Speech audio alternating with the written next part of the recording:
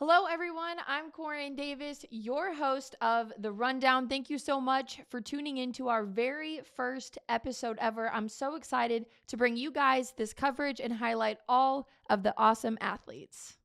The purpose of this show is to let you guys, anybody who loves and supports WT athletics, feel more connected with these athletes. I know when we see them, they're on the field, the court, the course, they're in game mode, they're intense, but this is a chance for them, coaches as well, to come into a very casual setting and talk candidly about their respective sports, their experiences here at WT, why they chose WT. We might even learn some fun facts about them. We're going to have a really good time. Let's take a look at last week's play. The Buffs and the Lady Buffs were on the road in Lawton. The Lady Buffs held their own. It was a tight game. They even led going into the fourth quarter, but they just fell short 68-64.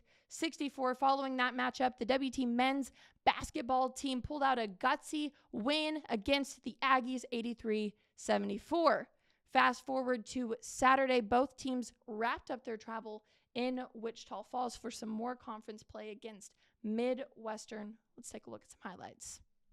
WT ahead 30-23 midway through the second quarter. Full court press here. MSU turns the ball over. The Lady Buffs recover it. Holly Stalder with the steal and the bucket. 7 seconds left in the first half. Motzenbacher coasting down the floor. She drives it all the way in, putting the Lady Buffs ahead 46-31. Motzenbacher again charging past the defense, kicking it out to an open Lauren Taylor for triple, and she sinks it. 56-40 in the third. Roberts bringing it down. She finds Stalder. Stalder pulls up for two. She scores, and she's fouled. The Lady Buffs are back on track, securing the road win, 87-78. On to the men's game. First quarter, Ahmed Muhammad takes it up the court and dishes it off to Zach Toussaint for three, and it's good. MSU's Jermaine Carter in the paint battling Addison Wallace. Carter for the shot, and he misses right. Cameron Bell recovers it, fast break. He takes it all the way to the hole, and he's fouled. MSU responds right here. Carter hands the ball off to Jared Washington. Washington drives it in for the bucket and draws the foul. 87-81. Full court press here. Mason Gibson launches it to Carter for the slam dunk. The Buffs fall to the Mustangs 92-86.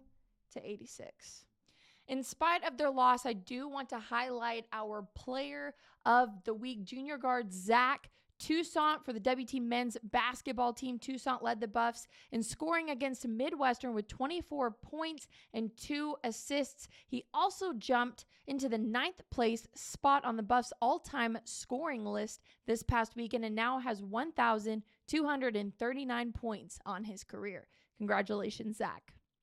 Both the men's and the women's basketball team will be hosting UTPB this Thursday, February 2nd. The Lady Buffs will start at 5:30 p.m., and the men's game will follow after that at 7:30 p.m.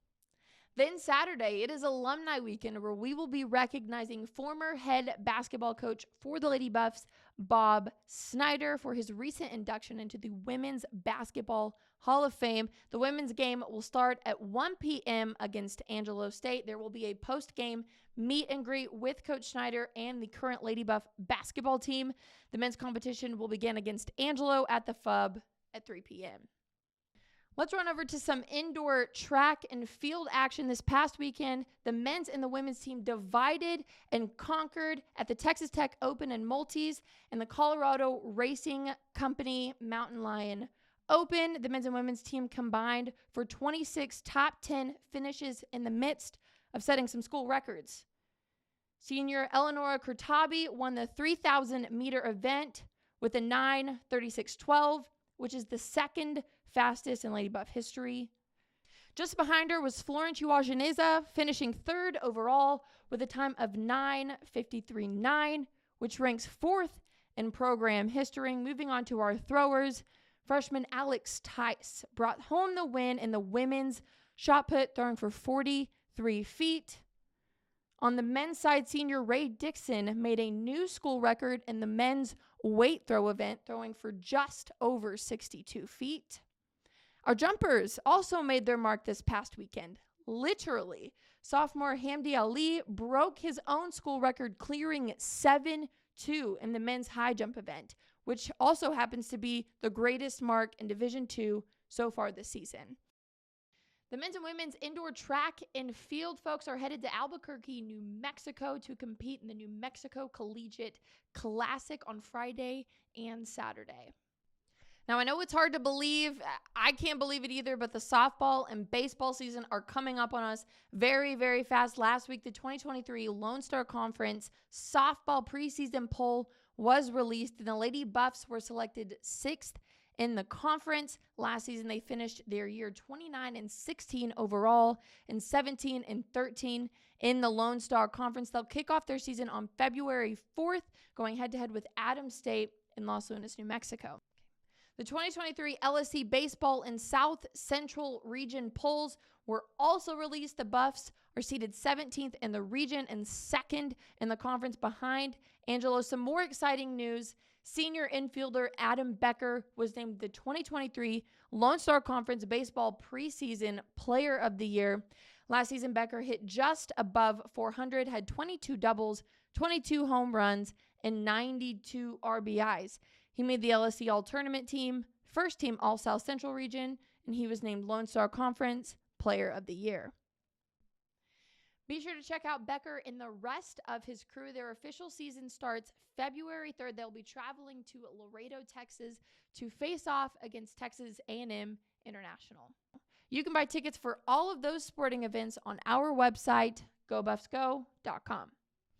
I kind of want to switch gears for a moment and show some love to our fall sports, specifically our Lady Buff volleyball team, or should I say the 2022 NCAA Division II National Champs. Yeah, that's right. I said national champs. The Lady Buffs secured this win back in December in a hard-fought 4-set match against Concordia St. Paul, and they, along with the rest of the community, are still riding on this high, as they should be. In fact, I got to chat with one of the reigning national champs, who also happens to be the 2022 NCAA Division II Coach of the Year. Take a look. So I was talking with Casey the other day before he left, and he was telling me that it's still kind of a pinch me moment that you guys won the national title game. He said he'd be typing on his computer and look over, and the trophy would be staring at him, and he'd be like, yeah, we did that. Are you still in that same mode, or has it finally sunk in that you guys are the number one team in the nation? Yeah, I think it sinks in, and then all of a sudden you have to say it out loud to somebody, like, in recruiting, or, just passing by, catching up with a coach. If they're asking, how was your season? And you're like, well, we won the national championship. That's whenever I start going, that's a pinch me moment for me. And so, yeah, it's like just the ebbs and flows of, we did this, let's move forward. And that's kind of how we are with the team.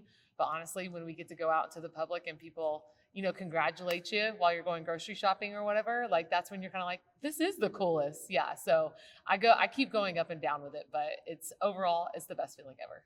I'm sure you have replayed that game over and over and over again in your mind. Take me through the final few moments when Tatum Stowe goes up, she gets the block, the ball hits the floor, declaring you guys national champs. What were the emotions like on the bench, on the court, just in the overall atmosphere in that gym? Yeah, I think every single one of us, regardless where we were just taking some really deep, deep breaths.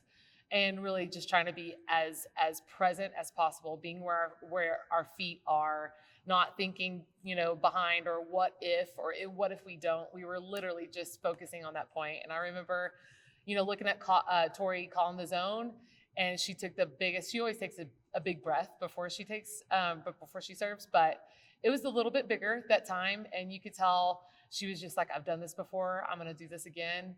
And I don't know, I had a weird feeling, and so honestly, I didn't know it was going to end that way with two freshmen, Tatum and Emma Becker, blocking one of the best hitters in the country, but two freshmen. And then, my favorite part is when, as at the end of every match, as coaches, we always give each other a hug and congratulate each other. But we were in that hug, and Casey goes, let's just sit here for a little bit longer. And we did. And we were just like, what did we just do? And then, of course, we run over to the girls, and we're just all smiles, crying, hugging, all the things. It's awesome to just go back and reminisce on. It was a fun game to watch. I was on the edge of my seat the entire time. It was really fun. Like you mentioned earlier, you guys are going to move forward, and next season is at the forefront of everything that you're doing. I know how you guys roll. What do you feel this team is going to need to accomplish in the offseason to make another run like you did this past year? For sure. During the break, I was really trying to do just a lot of research on teams that had won and maybe had a tougher year after, or won and continued success. And our goals aren't changing. We always strive to be conference champions, regional champions, compete for national champions, eventually, ultimately the national champion. So the ground goal that we've always had, those don't change. So that's good. I don't feel like we're trying to do anything necessarily different, but I don't want to get us caught up in the have to. Yes, there's a chance to repeat, but that doesn't. You don't have to repeat. You get a chance. You get an opportunity. But the way we did so well this year is we were literally focused in the day we were in. We didn't care about any other opponent or what it possibly could have meant, except just the match that was ahead of us. And so I think the way we approached this past season helped us build some nice foundation, to be able to move forward. But the theme for this spring is that we get to do things. We don't have to do things.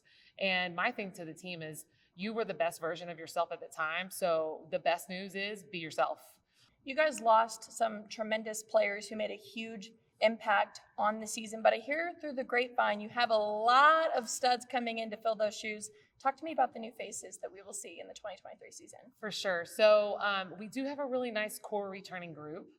Tori's going to come back for her 5th year. She's going to use her waiver, which is really cool.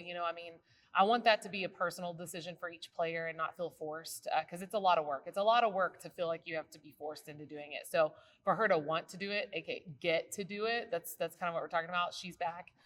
And, we've got both of our setters coming back with Blair and Malice. We've got Emma Becker, who had a breakout year on the right side that she's capable of going to the left as well. Cammie Jones coming back. We've got an additional depth. We can't forget that Ashlyn Vineyard really carried us through a pretty significant piece of the postseason in the conference tournament when Cammie was hurt. We didn't skip a beat with Ashlyn. And then as well as our ball control, we're returning all 4 of our DSs, and Briley, Emma Patterson, Piper, and JC. And so that's just really exciting. Now with the middle, we've got obviously Tatum coming back, Angelina Oliver, who I think everybody got a little piece of what she's capable of doing. And then we have a transfer that had to sit out a year, Carly Evans, who's a local Canyon native, who's going to be coming back for her last semester to play volleyball. And I think people are really going to enjoy to just see what she's capable of. Going back to the first time you were handed the keys to this program, let's just face it, WT Volleyball hadn't seen success in a long time. You came in and you were on the verge of building a dynasty. What has it meant to you seeing the evolution over a short amount of time, seeing the impact you've made on this program and in this community? For sure. I feel very lucky that I had a really good blueprint to go by. And literally, I didn't realize this, like God's timing is crazy. But even like as a 10-year-old, I was getting to watch the coaches that were here while I was a little camper, how they ran the program. And then being a player, I saw what success looked like. I saw what it took. Although as a player, we were always contending for national championships. We never won one while I was a player. I got to watch my sister win one. But I knew what the blueprint looked like in doing those things. So the coaches before me, like Kim Hudson and Debbie Hendricks and Tony Greystone, and even those before them, I didn't know, but I was already in class seeing what it looked like to run a successful program. And so to be able to come back and just evolve as a coach, but evolve with the times and learn this generation of new players, I just feel grateful that Michael McBroom took a chance on me. This is my first head coaching gig, so I knew that this would be a risk that he was taking, but I want to do this place right. I want to give back that gave me so much.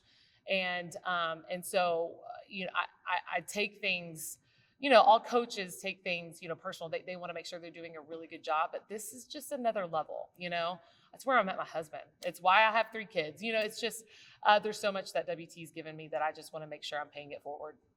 I hope you guys enjoyed that interview just as much as I did. I always love catching up with Kendra and the rest of the volleyball crew. Before we head out real quick, I wanted to let you guys know that the West Texas A&M Hall of Champions Committee is now accepting nominations for the 2023 WT Hall of Champions. If you're an alumni, former teammate, coach, coworker, friend, they are accepting submissions until February 15th. Wednesday, February 15th is the deadline. Visit Go Buffs Go to complete the online form under the fans tab. Well, folks, that's all for this week's episode. Again, thank you so much for tuning in. For more updates, check out our Twitter and Instagram page at WT The Rundown. Also, please be sure to like, subscribe, and hit that bell. Thank you so much. I'm Corrin Davis, and you're watching The Rundown.